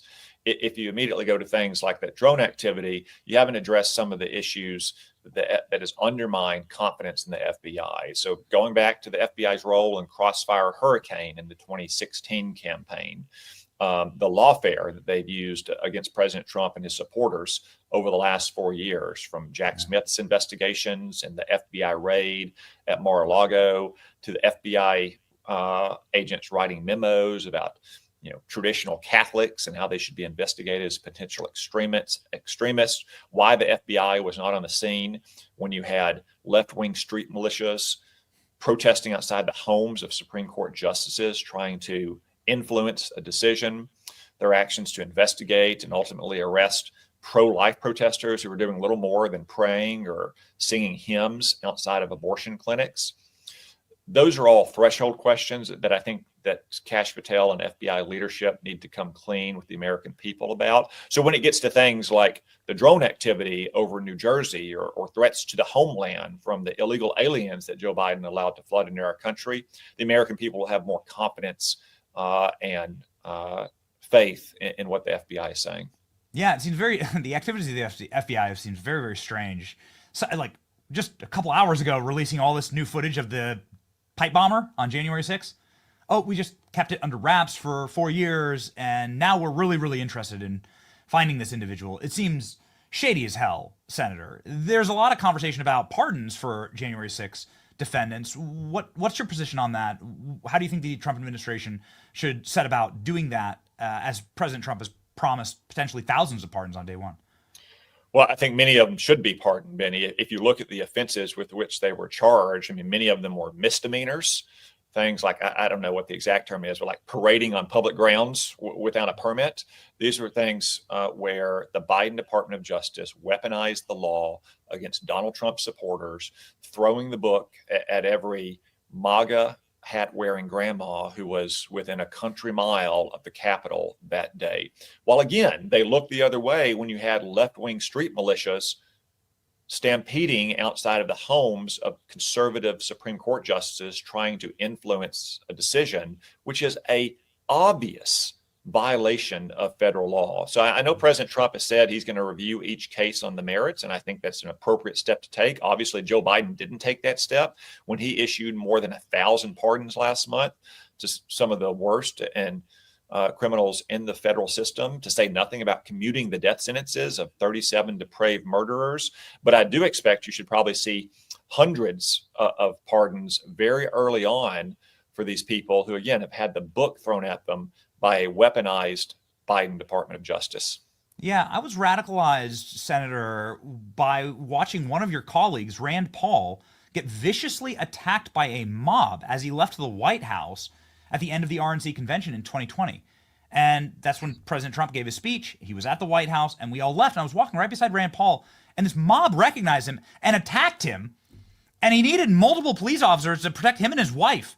And it's all on camera. I mean, there's footage of it everywhere. And nothing happened to those people. Nothing. Yeah. They attacked a sitting senator in the street. And again, that's an example of how you need stronger leadership at the Department of Justice, not just Kash Patel running the FBI, but Pam Bondi, who I expect will be confirmed pretty easily to be the Attorney General, very highly qualified woman who was the Attorney General down in Florida for 8 years. And when you see something like that, you've got to demand action. Yeah. These are not criminal masterminds. They're like the left-wing militias outside Supreme Court justices' homes. They post on social media about what they're going to do, and then they do it on camera.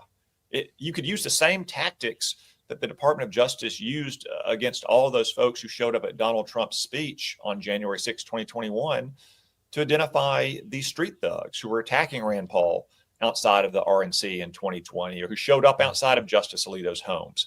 What's good for the goose is good for the gander, except in this case, the goose actually committed real crimes, like protesting outside a justice's home or assaulting a U.S. senator, not walking around the grounds of the National Mall or the U.S. Capitol. Yes. So what do you expect to see under a Pam Bondi? We're very excited about Pam Bondi. Pam Bondi lives in Tampa. We broadcast out of Tampa. We're ready to rock. I think that Pam is just an excellent choice. But given the fact that you've obviously served on these committees and had to deal with a Justice Department that had no interest in justice, what's going to be the difference with Pam Bondi? Will be the difference between night and day between Pam Bondi and Merrick Garland. You're going to have a tough on crime prosecutor who focuses on putting real criminals behind bars and keeping this country safe. There's a lot, again, that the Department of Justice needs to air out as well, just as we talked about earlier with the FBI. I mean, the Department of Justice prosecutors also played a big role in weaponizing the law against President Trump, against his political supporters, against pro-life conservative activists, against traditional Catholics. So Pam Bondi is going to need to air that out as well, but she's got to get down to the nuts and bolts of the Department of Justice. And I know she will, of focusing on violent criminals and putting them away for a very long time. Yeah. criminals would be like the people who left cocaine in the White House, not just one bag, but like a bunch of bags, according to the Secret Service. And then the Secret Service goes and destroys the evidence after finding DNA on them. Like, what's that about, Senator? Who could it have been? I have no idea. Yeah. It's an unsolved mystery we'll never get to the bottom of. In closing here, you did post a pretty funny video on your X feed this weekend, and it's a video of the current resident of the White House, someone who may or may not have connections to the little cocaine baggies found everywhere. And here's what Joe Biden had to say earlier. Your successor. I don't think so. I think I would have beaten Trump, could have beaten Trump, and I think that Kamala could have beaten Trump, would have beaten Trump. It wasn't about... That's enough. I mean, you understand what's going on there. So this is really something you'd hear mumbled from an assisted living center resident, but here we have the president of the United States saying, no, I'm going to beat Trump. Kamala's going to beat Trump. Does he know what year it is? Yeah, this is one of the reasons why President Trump won so handily is that Joe Biden has been such a disaster as president. You know, we just laid to rest Jimmy Carter. Jimmy Carter was able to live to see someone have a worse record than he did in the White House. And the good thing about these elections is they're like bowl games. You know, we're in NFL playoff season now. You don't have to speculate about who's going to win. They go out and play the game on the field. We played the game on the field. Donald Trump handily beat Kamala Harris. Likewise, Donald Trump was handily ahead in every poll in 2024 before Joe Biden withdrew from the election. So I'm very confident that Donald Trump would have beaten Joe Biden at least as badly as he beat Kamala Harris. And that's because they're both responsible for runaway inflation, for declining standards of living, for an open border that allowed more than 10 million illegals to enter this country, and for America being less safe, less respected around the world. That's why Joe Biden lost. And Donald Trump is going to fix those things working in tandem with a Republican Congress. That's why he won. Yeah, I mean, that's why he won. And with a confluence of miracles, including surviving an assassination attempt. I just want to end with this because we've seen so much from, an ISIS terrorist attack, right, in the year 2025. We've seen all these arsons in Los Angeles. These are now like charged arsons that are happening. Criminal aliens actually committing the arson. Counterterrorism is something that's really important to you. Why do we know so much about some of these other attackers and know nothing about the guy who shot President Trump? It seems like a big question mark. And then the next guy who tried to shoot President Trump, we know nothing about these people. We know nothing about who they were communicating with. The federal government's told us absolutely nothing. I mean, will you push for transparency on these things? These guys almost started a civil war in this country. Yeah, and Benny, I think in the case of the assassins of President Trump, that'll go to Kristi Noem, the Department of Homeland Security, who's in charge of the Secret Service. I think she will be transparent and disclose everything the Secret Service knows. I think the Secret Service also needs new leadership. They probably need someone to come in from the outside, like a Bill Bratton did for the NYPD in the 1990s, and then went on to the LAPD as well. Someone who's going to shake that agency up and make sure they're doing the critical job of protecting the president and his family and the rest of their protectees. This is just another case of where many of these agencies that have been the site of abuses in recent years need to regain the faith and confidence of the American people so they can do the very important jobs that the American people expect them to do. Yeah, like keeping cocaine baggies out of the White House and stopping, random 20-year-olds from taking 8 shots at President Trump and hitting him in the head. It's like seems like a very basic function. Like, we're spending billions of dollars. This seems like the lowest possible threshold, Senator. But we know that you're one of the good guys actually fighting to hold these people accountable, and we very much look forward to following that fight this week during the confirmation hearings and a prediction from the great senator from Arkansas. All of President Trump's nominees will get through. It's wonderful to hear. Well, Ben, like I said, if you take history as your guide, there's been no case in the last 5 transitions when the president's own party has stopped a nomination. Maybe if you go back further, you can find some, but I don't think anyone should be surprised or shocked or feel scandalized that a Republican Senate, by and large, is going to vote for a Republican president-elect's nominees. That's the way it's always been, not just for Republican presidents, but for Democratic presidents as well. And with the Democrats having voted in lockstep for people like Pete Buttigieg and Deb Haaland and Alejandro Mayorkas, no one should feel guilty that Republican senators are going to largely defer to and support President Trump's nominees. Yes. Well, thank you, Senator. Please find out what's going on with these drones and the assassinations and everything else. And you're welcome back on the show anytime. And if you want to actually understand what's going on in Washington, please follow Senator Cotton. 750,000 Americans already do. We can get them to 1 million by inauguration. Come on, people, let's go. The great senator from the state of Arkansas. Godspeed, sir. Thank you, Benny.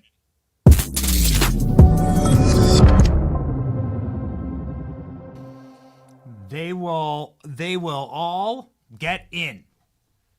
They will all get in. They will all get in. Will we see it this week? They can start voting on the nominees as soon as Donald Trump's elected. They will all get in. It's wonderful to hear. It's amazing to hear. I'm excited about it. And I can't wait, actually. It's an exciting electric time in the country because there are so many fronts upon which we are winning. Ladies and gentlemen, there were some interesting candidates pulling out for positions.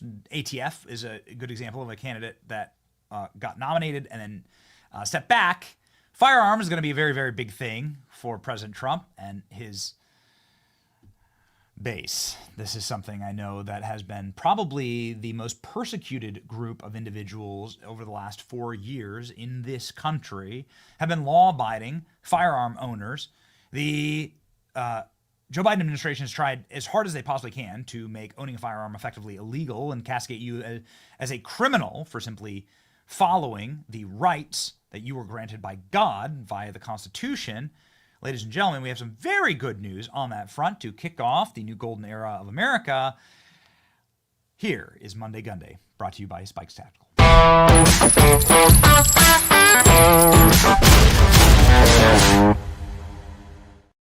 Ladies and gentlemen, will we get the repeal of the ATF? Will we actually have an ATF? Will we actually have a National Firearms Act that created the ATF and so many regulatory bodies in order to limit firearm owning in this nation? Well, there is a Representative Burleson, who seeks to repeal the National Firearms Act. Very interesting. Eric Burleson from Missouri will introduce legislation on Monday to repeal the National Firearms Act. This was an act from 1934.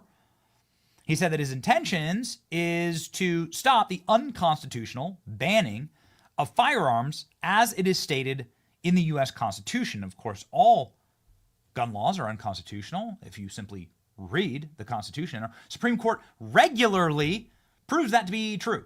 Our Supreme Court regularly sides with more gun freedom, not less. It's very interesting to see that trend. National Firearms Act is the federal law that controls the sale, possession, and transfer of firearms and accessories, often referred to as a Class 3. This includes the suppressors, short-barreled shotguns, short-barreled rifles, machine guns that are effectively illegal to own, or at the very least capped. There are only a certain number of machine guns that can be privately owned in the country, and they're insanely expensive. If you want to buy one, it's going to be like $50,000. In light of the NFA, the law-abiding gun owner who wants a suppressor must submit photographs and fingerprints and pay hundreds of dollars in taxes.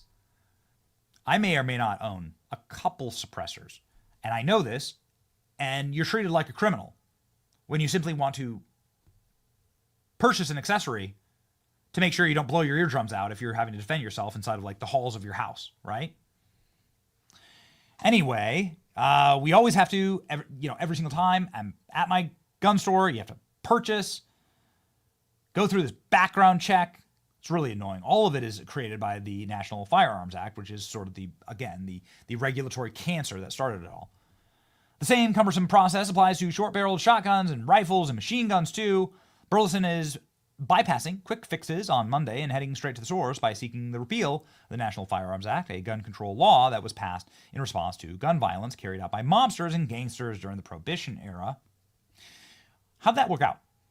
Do criminals still use guns? Yes, they do. It's just they make it worse for law-abiding American citizens to get firearms. He's also still focused on abolishing the ATF. On November 25th, 2024, Breitbart News reported that Burleson told Fox the ATF is a disaster, and for several decades has been a disaster of an agency and is violating the Second Amendment. All gun laws are unconstitutional. Ladies and gentlemen, that's what we believe, and that's why we defend our home with the finest AR-15 on the market, Spike's Tactical AR-15. Ladies and gentlemen, featured here in our studio. That's Monday Gun Day for you.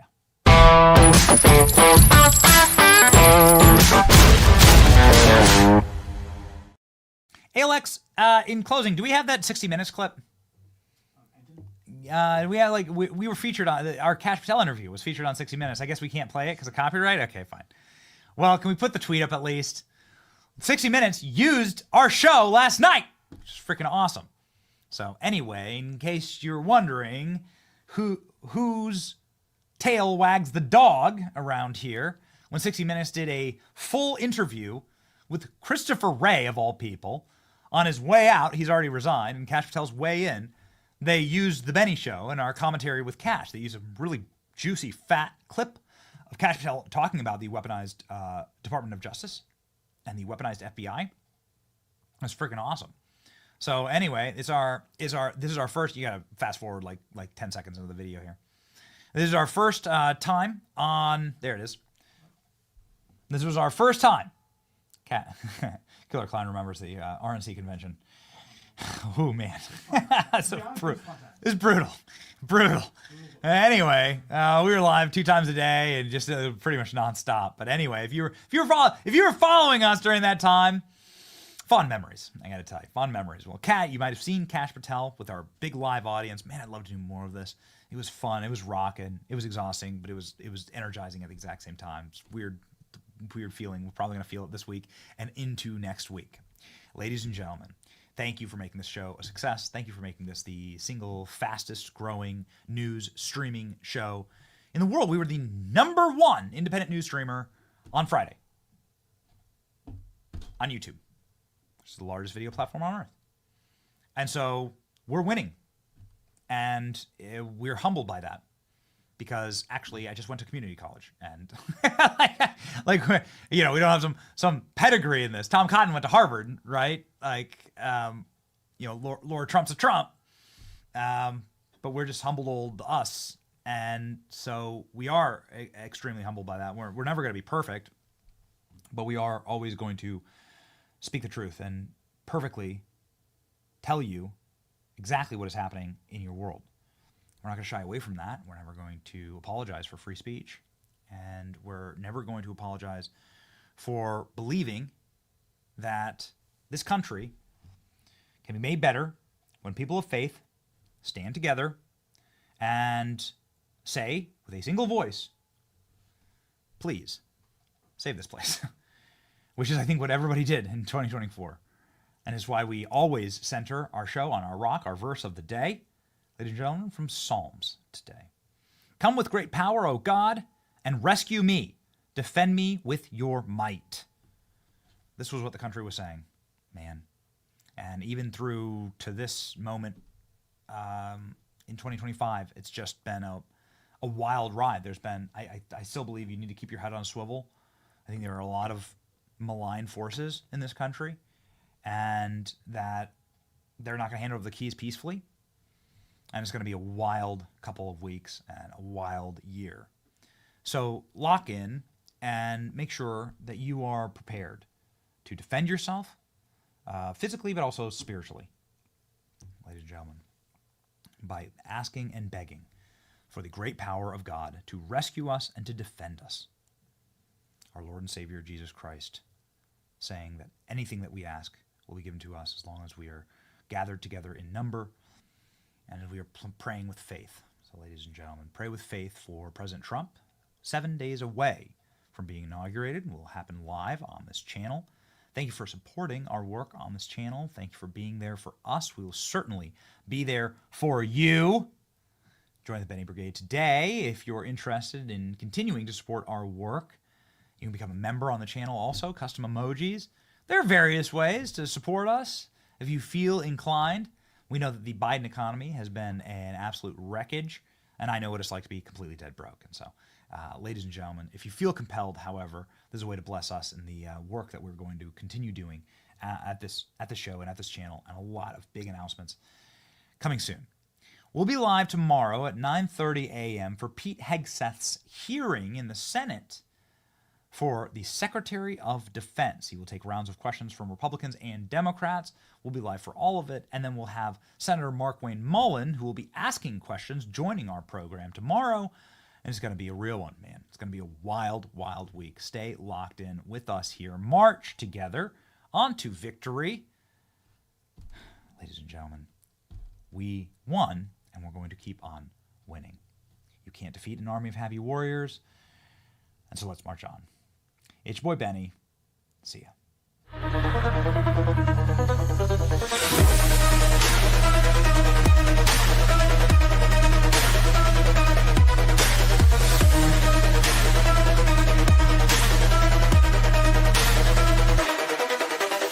Boots on snow and steel in hand, burn through ice with brutal brand. Hearts of winter melt away, no place left for cold to play.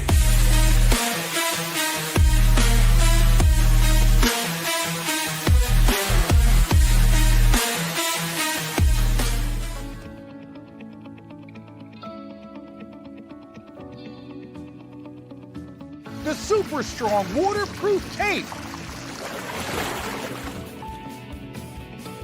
that can instantly patch, bond, seal, and repair.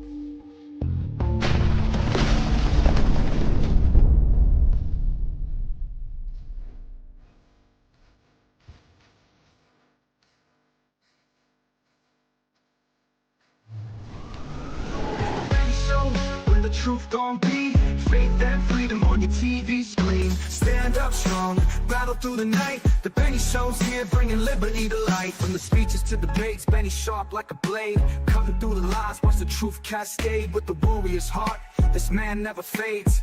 You know it's prime time when Benny invades. From saving the nation to stories untold, the Benny Show's a storm, see the truth unfold. Stay in the loop, let freedom take hold. Salting all the libs, soul never sold. It's the Benny Show, where the truth gon' be. Faith and freedom on your TV screen. Stand up strong, battle through the night. The Benny Show's here, bringing liberty to light. Liberty to light. Bringing liberty to light. Liberty to light. Bringing liberty to light. From the speeches to debates, Benny sharp like a blade, cutting through the lies, watch the truth cascade. With the warrior's heart, this man never fades. You know it's prime time when Benny invades. From saving the nation to stories untold, the Benny Show's a storm, see the truth unfold. Stay in the loop, let freedom take hold. Salting all the libs, soul never sold. It's the Benny Show, where the truth gon' be. Faith and freedom on your TV screen. Stand up strong, battle through the night. The Benny Show's here, bringing liberty to light. Bringing liberty to light. Bringing liberty to light. Bringing liberty to light. Bringing liberty to light.